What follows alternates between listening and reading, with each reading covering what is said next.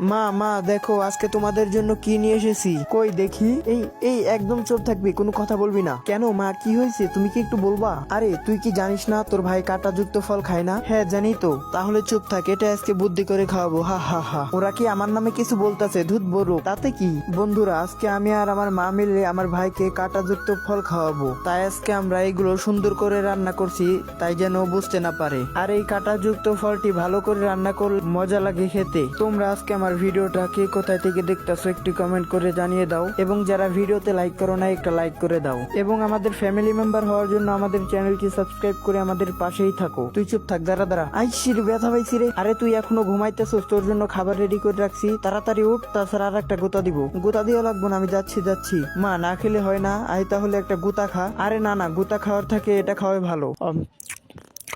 আরে মা, এত মজা হলো কিভাবে? মজা হয়েছে, তাহলে আমরাও খাবো।